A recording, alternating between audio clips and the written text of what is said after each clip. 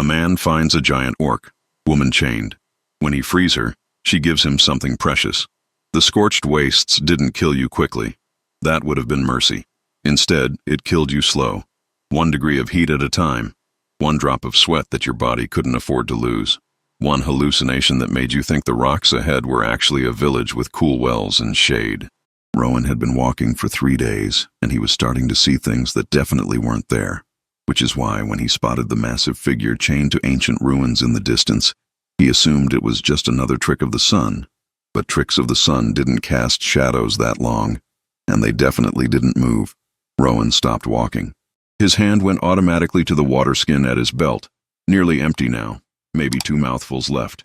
He'd been rationing it like his life depended on it, which it did. The next oasis was supposed to be 2 days east. Supposed to be. The last 3 supposed to be places had been dried up holes in the ground where water used to live. The figure moved again. Definitely not a hallucination. He should keep walking. Every instinct he'd developed in 34 years of staying alive in a world that wanted him dead screamed at him to keep walking. Whatever was chained out there in the middle of nowhere had been chained for a reason. Good reasons.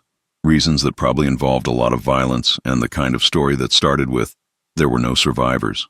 Rowan kept walking toward it anyway. The ruins appeared as he got closer. What was left of some pre-war watchtower. All crumbled stone and pillars that reached toward the sky like broken fingers. Someone had driven iron stakes deep into the foundation stone, each one as thick as a man's leg. Chains ran from those stakes, heavy links of black iron that would have required a team of horses to drag. And at the center of those chains, collapsed on her knees with her head hanging forward, was an orc woman. Not just any orc. She had the kind of size that made you reconsider your life choices. 10 feet of green skin and muscle that looked like it had been carved from stone by someone who really understood anatomy and had a personal grudge against the concept of weakness. Even kneeling, even with her shoulders slumped in exhaustion, she was terrifying.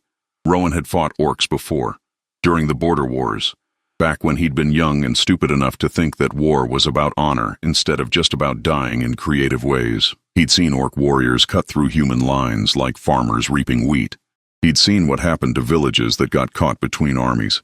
He'd held his wife's hand while she died from wounds no healer could fix, casualties of a raid that wasn't even important enough to get a name. Every rational part of his brain told him to walk away, told him that whatever this orc had done to end up chained in the middle of the scorched wastes, she deserved it. But then she lifted her head.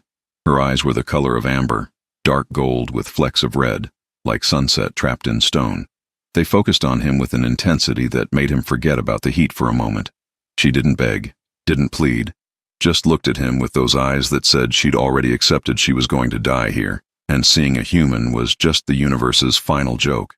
Water. Her voice came out as a croak, barely audible. Not a demand, not even really a request, just stating a fact. Water. The thing she didn't have, the thing she needed, the thing she wasn't going to get. Rowan looked at his water skin. 2 mouthfuls left, maybe 3 if he was optimistic. "How long have you been here?" he heard himself ask. 4 days. She coughed, and he could hear how dry her throat was. Maybe 5. Hard to count when the sun never stops. 4 days without water in the scorched wastes. She should be dead. Would be dead soon, probably within hours. He could see it in the way her skin had started to crack at the edges, the way her breathing was shallow and labored. "What did you do?" he asked. "To end up like this?" She laughed. It was a terrible sound, like rocks grinding together. "What did I do? I chose wrong. Defended the weak side of an argument in my clan. In Orcish law, when you challenge tradition and lose, you get chained where the gods can judge you. If you're innocent, they send rain. If you're guilty, they send sun." She looked up at the cloudless sky. "I think the gods have spoken." Rowan had heard about Orcish justice, trial by ordeal. Let nature decide who was right. It was brutal. It was absolute. It was also, in a twisted way, fair. The gods didn't play favorites based on wealth or status or who you knew. "What was the argument about?" he asked. She met his eyes again. "They wanted to raid a human village. Farmers. No soldiers. No weapons. Just people trying to survive. I said we were better than that. That honor meant protecting the weak, not slaughtering them." Her voice gained a little strength. Some of that ember of conviction that had probably gotten her into this mess in the first place. I was wrong, apparently, about what honor means, about what my people are. Rowan stood there for a long moment. The sun beat down. The waterskin hung heavy at his belt. He'd spent 3 years hating orcs. 3 years since the raid that killed his wife. 3 years building a very careful wall between them and us. A wall that made the world simple. Orcs were monsters. Humans were victims. The math was easy. And now here was an orc who'd been chained to die for trying to save humans. The universe really did have a sick sense of humor. He unslung his waterskin and walked toward her. She watched him approach with those amber eyes, not with hope exactly, but with something that might have been surprise. "You're wasting your water," she said as he lifted it to her lips. "Even if you give me all of it, I'll still die here.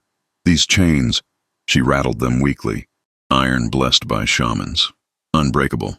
I've been trying for 4 days. Then I guess we'll have to find another way to break them," Rowan said, and tilted the waterskin so she could drink. She drank slowly, carefully, making each drop count. When she was done, when his waterskin was empty and his chances of making it to the next oasis had dropped to almost nothing, she looked at him like he was something she couldn't quite figure out. "Why?" she asked. It was a good question. Rowan wished he had a good answer. "Because you chose to defend humans when it cost you everything," he said finally. "That's worth something. And because—" he looked at the chains, at the stakes driven deep into stone. "Because I've seen enough death. I'm tired of it. The chains weren't unbreakable. They were just very, very strong. And the stakes weren't driven into solid rock. They were driven into the mortar between stones, ancient mortar that had been baking in the sun for probably centuries. It took Rowan 2 hours to work one stake loose. 2 hours of digging with his belt knife, prying with broken pieces of rebar he found in the ruins, and several creative combinations of cursing in 3 different languages. The sun cooked him the entire time. Sweat poured down his back, evaporated, poured again. Grula. She told him her name was Grula, which apparently meant stone heart. In Orcish, though she said it with a bitterness that suggested she didn't think it fit anymore. Watched him work. She didn't speak much. Occasionally she'd tell him where to dig, or how to angle the leverage better. She had an engineer's eye for structures and stress points. When the first stake finally came free, she didn't celebrate. Just closed her eyes for a moment, like she was saying a prayer, or saying goodbye to the death she'd been expecting. The second stake took 3 hours. The third took 2. The fourth, the last one, came out almost easy, like it had just been waiting for him to ask nicely. Grula stood up slowly, carefully. The chains fell away from her wrists, leaving raw red marks where the iron had been. She rolled her shoulders, and Rowan heard joints pop like gunshots. Then she looked down at him, way down, because even standing at his full height, the top of his head barely reached her chest. "You know what this means," she said. "In my culture, you saved my life." "I know basic Orcish honor codes," Rowan said. "Life debt. You're bound to me until you repay it, usually through some grand heroic gesture or spectacular death. Something like that."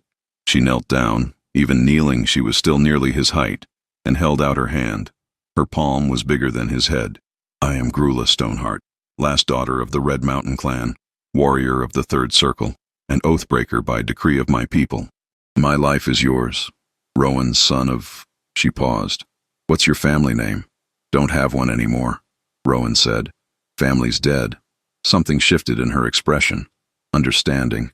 The kind that only came from shared experience of specific types of pain. "Then I am bound to Rowan who stands alone," she said. "And I swear by iron and blood that your enemies are my enemies, your battles are my battles, and your death will not come while I still draw breath." "That's very dramatic," Rowan said. "It's Orcish," she replied. "We don't do subtle." She pulled one of the chains toward her, snapped off a length of it with her bare hands like it was made of clay, and began to work the metal with her fingers. Rowan watched in fascination as she bent and twisted the iron, shaping it with nothing but raw strength and what looked like practiced technique. "What are you making?" he asked. "A promise," she said. She worked in silence for 10 minutes, her massive hands moving with surprising delicacy. The iron began to glow, not from heat, but from something else. Something that made the air around it shimmer. She bit down on her thumb, hard, and 3 drops of blood fell onto the metal. The glow intensified, turning from red to gold. "In my clan," she said quietly, "when someone saves your life, you give them blood iron, metal from your bondage, transformed with your blood into a symbol of willing service. It's the most precious thing an orc can offer. Not gold, not weapons, but freedom, chosen over chains. She shaped the metal into a ring. Rough, irregular, still warm to the touch. She held it out to him. "This is yours," she said. "As long as you wear it, my oath protects you. If you're in danger, I will know. If you need me, I will come. And if you die," her voice got very quiet, "then I die shortly after. Because an oath breaker who cannot keep their oaths isn't fit to keep living." Rowan took the ring.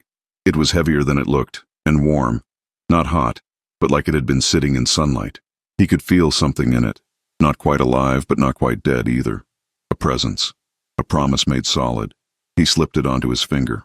"That's a hell of a gift for 2 mouthfuls of water," he said. "It's a hell of a thing to give an orc water when your people and mine have been killing each other for generations," she replied. "I think we're even." They walked east together toward the oasis. Rowan knew it was insane. Walking across the scorched wastes with no water, no supplies, and an orc who would probably attract every bounty hunter and orc hunter in the region if anyone spotted her. But the alternative was walking alone, and he'd been doing that for 3 years. It hadn't gotten him anywhere good. Grula walked beside him, matching her huge strides to his smaller ones. She didn't complain about the pace. Didn't complain about anything, actually. Just walked with the kind of steady determination that suggested she'd walked through worse and lived to tell about it. "Can I ask you something?" Rowan said after an hour of silence. "You saved my life. You can ask me anything. The village you tried to defend, the one that got you chained. Did the raid happen?" Her jaw tightened. "Yes." "How many died?" 43 humans. She said it like she'd counted, like she'd memorized the number. 17 children. The warriors took the young ones captive to raise as Orcish. Tradition. Rowan felt something cold settle in his stomach. "And you couldn't stop it." "I was already chained by then." Her voice was flat, professional. The voice of someone describing a battle they'd lost. I could hear the screams from where they left me. The ruins were only 5 miles from the village. The wind carried sound. They walked in silence for a while. "I'm sorry," Rowan said finally. She looked down at him. "Why are you apologizing? You didn't raid the village." "No, but I'm sorry you had to hear it. Sorry you had to carry that." Something in her expression softened. Just a little. Just enough. "You're a strange human, Rowan, who stands alone. You're not the first person to tell me that." The oasis appeared on the second day of walking. It wasn't much. A cluster of scraggly palm trees around a pool of water that looked like it was mostly mud with optimism. But it was wet, and it was shaded, and after 2 days in the sun, it looked like paradise. They drank. They rested. They didn't talk much. On the 3rd day, they heard the horses. Rowan saw the dust cloud first, rising in the west. Riders, moving fast, moving toward them. "Bounty hunters," Grula said calmly. "They track orc movements through the wastes." "Someone probably reported seeing me." "How many?" She sniffed the air. Orcs had better senses than humans. Better smell, better hearing, better everything physical. 6.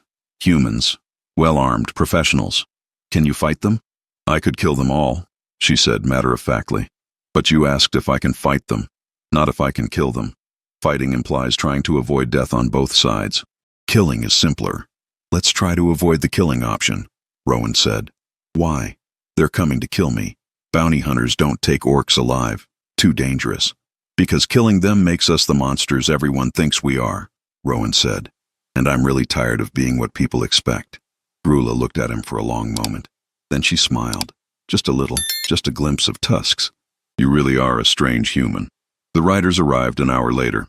6 men on horseback, all wearing the kind of mismatched armor that said mercenary louder than any banner. Their leader, a scarred man with gray in his beard and eyes that had seen too much, pulled up his horse and looked at Rowan standing between them and Grula. "Step aside, friend," the leader said. His voice was tired but firm. "We've got no quarrel with you, just the orc. She's under my protection," Rowan said. The leader actually laughed. "Your protection? Son, that creature behind you is 10 feet of murder.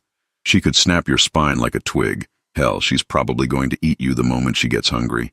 "If I wanted to eat him," Grula rumbled from behind Rowan, "I would have done it 2 days ago when we had no food. Humans are stringy and taste like bad decisions anyway." One of the younger bounty hunters shifted nervously.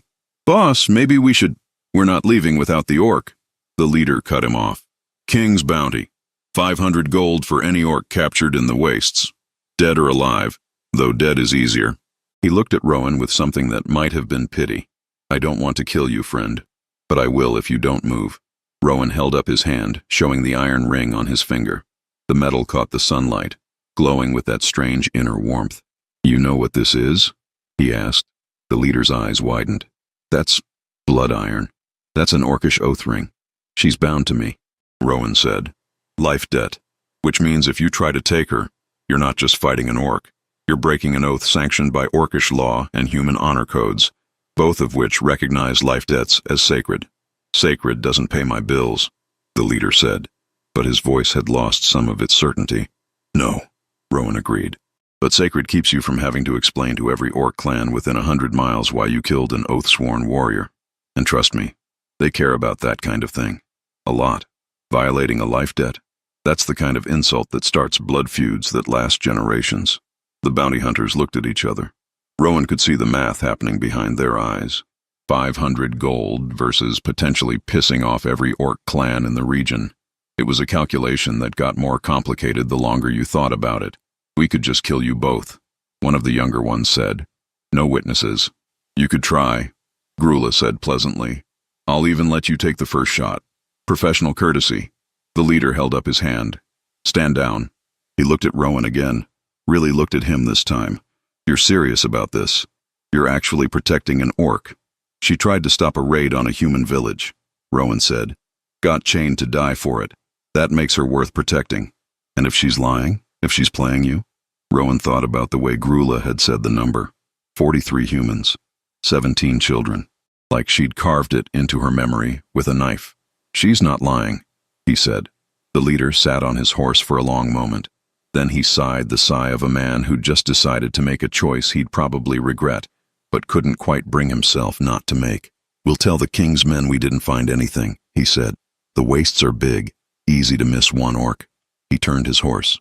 But if I see you again, if there's another bounty, I can't make promises. Fair enough, Rowan said. The bounty hunters rode away. Rowan and Grula watched them disappear into the distance. You just talked down 6 armed men from fighting a 10-foot orc warrior, Grula said. That was either very brave or very stupid. I spent 3 years fighting, Rowan said. Fighting orcs, fighting bandits, fighting myself. I'm tired of it. If words work, I'm using words. Your people would call you a traitor. My people would call you a fool. She looked at the ring on his finger. What do you call yourself? Tired, Rowan said. Just very tired. They reached the trade town of Crosswater 5 days later. It wasn't much. A collection of buildings clustered around where 3 merchant roads met. The kind of place where humans and orcs did business because profit mattered more than prejudice. Barely. Grula waited outside town while Rowan went in to buy supplies. It was safer that way, less likely to cause a panic. He found Osmond's trading post in the market square. Osmond was the kind of merchant who asked questions like, how much, instead of why, which made him Rowan's favorite kind of person. Need food for 2, Rowan said. 1 human, 1 orc. Osmond didn't even blink. Traveling with orc companion? Adventurous? Dangerous? Expensive. He started pulling items from shelves. Orc eat 3 times human. Need more supplies. Cost more money. I know. You have money? Some. Osmond squinted at him. You look like trouble. Trouble bad for business, but he noticed the ring on Rowan's finger. His eyes widened. That blood iron? Real oath ring? Yes. Osmond's entire demeanor shifted. Life debt. Very serious. Very honorable. He started adding extra items to the pile. I give you friend price. Also some advice, Sister Meredith at chapel. She heals everyone, human orc, even elves sometimes. Doesn't ask questions. Tell her Osmond sent you. Why would I need a healer? Because town is talking. 6 bounty hunters came through yesterday. Told story about human protecting orc in the wastes. People talk. Some people angry. Some people curious. Some people... He tapped his temple. Some people think about bounty. King's gold very tempting. How long do I have? Maybe 1 day, maybe less. King's soldiers 2 days away. When they hear story, he made a cutting gesture across his throat. Rowan bought the supplies and left quickly. He found Grula where he'd left her, sitting in the shade of a canyon wall, looking at the town in the distance. We need to move, he said. Bounty hunters talked. King's men are coming. We could fight, Grula said. We could run. Running isn't very orcish. Good thing I'm not an orc then. She stood up, all 10 feet of her, and looked down at him with those amber eyes. You're carrying me, aren't you? Not just protecting me, actually carrying my burden. That's what the oath means, right? Your battles are my battles. I didn't think a human would actually honor that. Her voice got quiet. I didn't think anyone would. Yeah, well, Rowan picked up his pack. I'm full of surprises. They ran. Not the desperate running of prey being hunted, but the steady, ground-eating pace of people who knew how to travel fast and far. Grula could have easily outpaced Rowan. Her legs were twice as long. But she matched his speed, sometimes carrying him when the terrain got rough, sometimes letting him find the path when her size made navigation difficult. They made it 3 days before the soldiers caught up. It wasn't the king's men. It was something worse. Gorthak and 2 other orc hunters appeared at dawn, moving through the forest with the silence of predators who'd been hunting since before Rowan was born. They wore the black war paint of trackers, the kind sent to retrieve oathbreakers and deserters. Grula Stoneheart, Gorthak called out in the orcish tongue, which Rowan understood enough to follow. You were judged. You were found guilty. You should be dead. I was freed, Grula called back, not stepping out from behind the tree where she and Rowan had taken cover. By human law, by orcish honor, a life debt was sworn. Life debts don't apply to oathbreakers, one of the other hunters snarled. You have no honor to bind. Gorthak says different, Gorthak said in third person, which would have been funny if the situation wasn't so deadly serious. Gorthak saw the marks. Shaman-blessed chains. Only unbroken oath or divine will break such chains. Which was it, Grula? Does it matter? She called back. To Gorthak? Yes. The big orc stepped into view. He was old for an orc, which meant he'd survived at least 50 years of constant warfare and internal clan politics. Scars covered his arms like battle records. Gorthak was there when you challenged. Gorthak voted against you, but Gorthak also saw raid results. 43 humans dead, 17 children taken. You were right, Grula. We were monsters that day. Silence in the forest. You're saying you agree with me? Grula's voice was thick with disbelief. Gorthak saying raid was dishonorable, weak prey, no glory, just killing. He spat on the ground. But law is law. Punishment was given. You should be dead. I am dead, Grula said. The orc who was Stoneheart died in those chains. This orc is something new. This orc serves human who gave water when his own life depended on keeping it. Impossible bond, one of the other hunters muttered. Gorthak thought so too, Gorthak said. Then Gorthak heard stories. Human standing against 6 bounty hunters. Human wearing blood iron like it means something. Human and orc running together like... He paused. Like family. Rowan stepped out from behind the tree. The iron ring on his finger caught the morning light. She's under my protection, he said in careful orcish. Life debt, sacred oath. You want her, you go through me.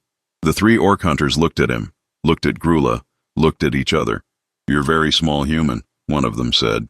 I know. You would die very quickly. Probably. But you stand anyway. That's kind of my thing lately. Gorthak laughed. It was a huge booming sound that sent birds scattering from nearby trees. Gorthak likes this human. Stupid, yes. Suicidal, definitely. But honorable. He looked at Grula. You chose well, Stoneheart. So you're not going to kill us? Grula asked carefully. Gorthak going to do something very stupid, Gorthak said. Gorthak going to forget he saw you. Gorthak going to tell clan that trail went cold, that oathbreaker died in wastes, as punishment demanded. He pointed at Grula. But you never go back. You never use Stoneheart name. You never claim Red Mountain clan. You are dead to us. Understand? I understand, Grula said quietly. Good. Gorthak turned to leave, then paused. One more thing. That ring. Blood iron. You know what happens if he dies? I die shortly after, Grula said. That's the oath. Wrong, Gorthak said. That what young orcs think. What oath really means is you live with burden of his death forever. You carry his choices, his memories, his unfinished business. Death is mercy. Living with failure is punishment. He looked at Rowan. So you take care of yourself, small human. Because if you die stupid, she suffers long. The 3 orc hunters disappeared into the forest as silently as they'd come. Rowan and Grula stood in the clearing for a long moment. That could have gone worse, Rowan said finally. Much worse, Grula agreed. We could be dead. Instead, we're just exiled, hunted, and bound together by a magical oath that apparently works differently than we thought. So, a normal Tuesday? Rowan laughed. He couldn't help it. The absurdity of the situation, standing in a forest with a 10-foot orc warrior who'd been sentenced to death and was now technically his responsibility forever, was too much. We're insane, he said. Probably, Grula agreed. But we're alive. That counts for something. They made it to the border territories 2 weeks later, the lands between human kingdoms and orc territories, where law was more suggestion than rule, and people minded their own business because everyone had secrets they didn't want examined too closely. Sister Meredith's chapel was exactly what Osmond had promised. A small stone building with a red cross painted on the door, and an herb garden that looked like it was fighting a war with the surrounding weeds and slowly winning. Sister Meredith herself was a woman who looked like she'd been carved from oak and wrapped in nun's robes. She took one look at Rowan and Grula on her doorstep and said, "Osmond sent you." "How did you know?" Rowan asked. "Because he's the only merchant crazy enough to send an oath-bonded human and orc to a healer's chapel without warning." She held the door open wider. "Come in, both of you, and try not to break anything. I'm running low on repair funds." The chapel was small, but Sister Meredith moved around Grula like the orc's size was just another piece of furniture to navigate. She checked them both over with practiced efficiency, muttering in Latin under her breath whenever she found something concerning. Dehydration, minor malnutrition, several infected cuts, and she grabbed Rowan's hand, examining the ring. "Blood iron. Haven't seen one of these in 20 years. Who forged it?" "I did," Grula said. "Standard oath. Life debt. Nothing standard about it," Sister Meredith said. "Blood iron carries weight. Literally. You feel it getting heavier?" Rowan realized she was right. The ring had gained weight. Not much, but noticeably. "That's the burden," Sister Meredith explained. "The longer you carry an oath, the heavier it becomes. Physical reminder of the responsibility you've taken on." She looked at Grula. "And you. Every time he's in danger, you'll feel it in your chest, like someone stepping on your heart. Gets worse the more serious the threat." "That sounds terrible," Rowan said. "It is," Sister Meredith agreed cheerfully. "That's why most orc oaths are fulfilled quickly. Save someone's life, they save yours back, oath completed, ring dissolved. But you two," she looked between them. "You're not planning to separate anytime soon, are you?" "Where would I go?" Grula said. "I'm dead to my clan, wanted by humans. All I have is the oath." "And you?" Sister Meredith looked at Rowan. "I've been walking alone for 3 years, he said. "It hasn't gotten me anywhere good. Maybe it's time to try walking with someone." Sister Meredith smiled. "Osmond was right. You are trouble." She gestured to the back room. "There's food, clean water, and beds. Rest. Tomorrow we'll talk about what comes next." "What does come next?" Rowan asked. "Honestly, no idea." Sister Meredith started grinding herbs in a mortar. "But I've learned that when the universe throws together an orc oathbreaker and a human widow who are both too stubborn to die properly, something interesting usually happens. Might as well stick around to watch." They stayed in the chapel for 3 days. Sister Meredith fed them, healed their wounds, and didn't ask too many questions about where they'd come from or where they were going. On the 3rd night, sitting in the herb garden under stars that looked like holes poked in a black blanket, Grula spoke. "I need to tell you something," she said. "About the raid, the one I failed to stop." "You don't have to." "Yes, I do." Her voice was firm. "You gave me water. You gave me freedom. You gave me a future when I'd accepted death. You deserve to know what you saved." Rowan waited. "There was a girl," Grula said quietly. "Maybe 8 years old, red hair. She ran to me during the raid. Thought I was different because I was fighting my own warriors, trying to stop them. She grabbed my leg and begged me to save her family." Grula's hands clenched. "I couldn't. 3 warriors against 1, and I was already wounded. They pulled her away from me. Last thing I saw before they knocked me unconscious was her being carried away screaming." "The children who were taken to be raised orcish," Rowan said. "Yes. Tradition. Take them young, raise them in the ways of the clan, make them warriors. It's supposed to be an honor.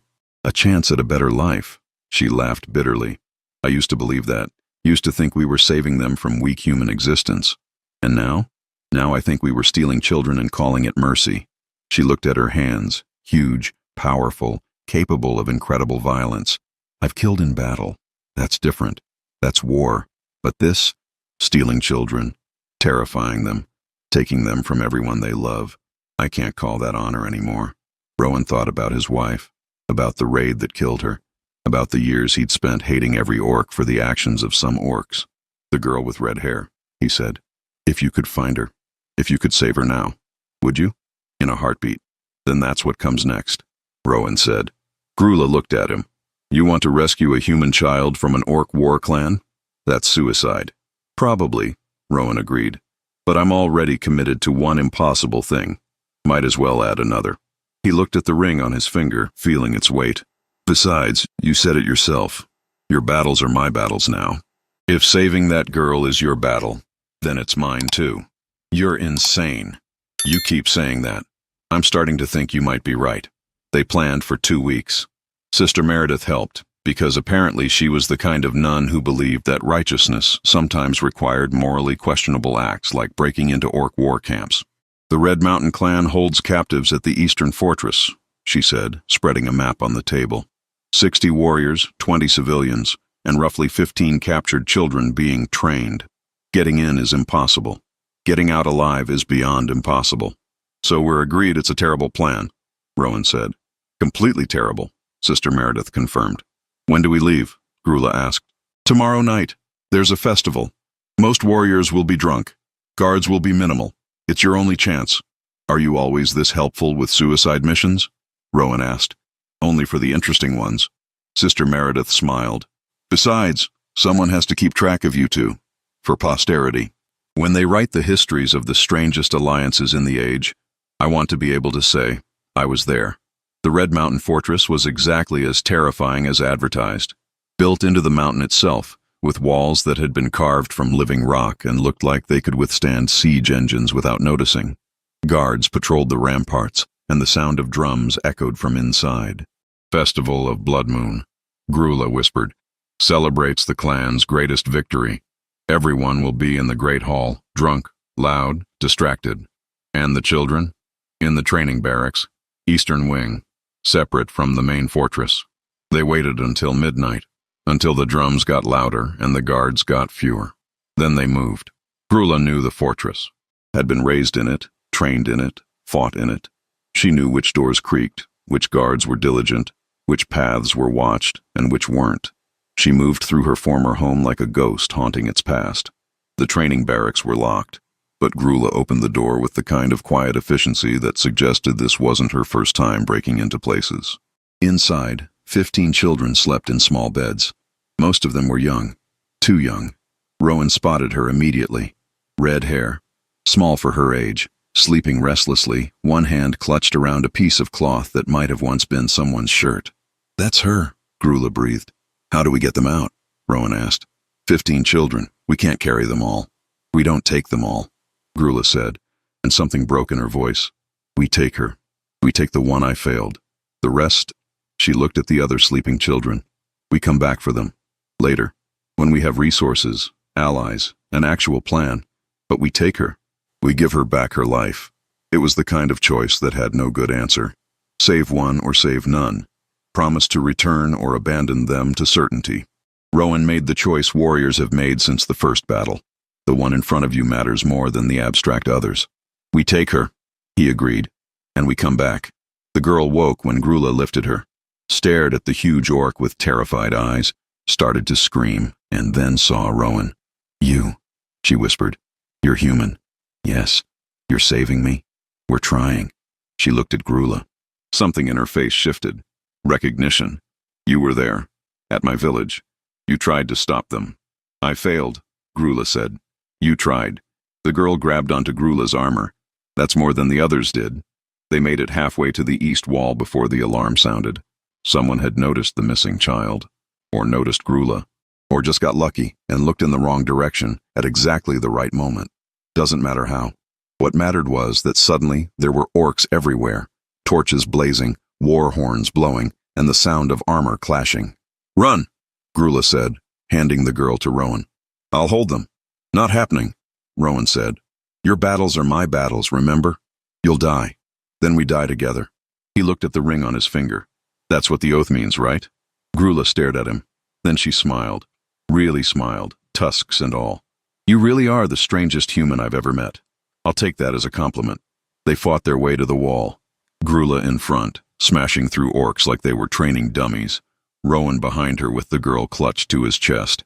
And Sister Meredith's prayers probably doing more heavy lifting than either of them would admit. The escape wasn't clean, wasn't heroic, wasn't the kind of victory that songs get written about. It was desperate, messy, and involved a lot of creative cursing and at least 3 near-death experiences. But they made it over the wall. They made it to the forest. They made it away. 3 days later, covered in bruises and exhausted beyond measure, they arrived back at Sister Meredith's chapel. The nun took one look at them and said, "I'll prepare the beds and boil water for tea. You look like you've had an interesting week."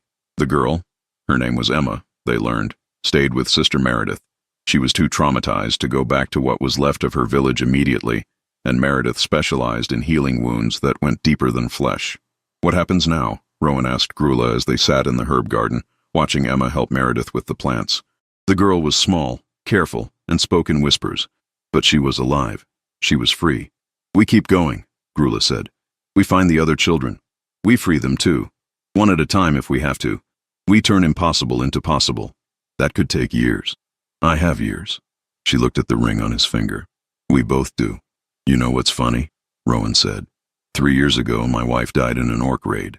I spent those 3 years hating every orc in existence, building a wall between us and them, monsters and humans. Simple math. And now? Now I'm oath-bound to an orc, fighting her people to save human children. The math got complicated. He looked at her.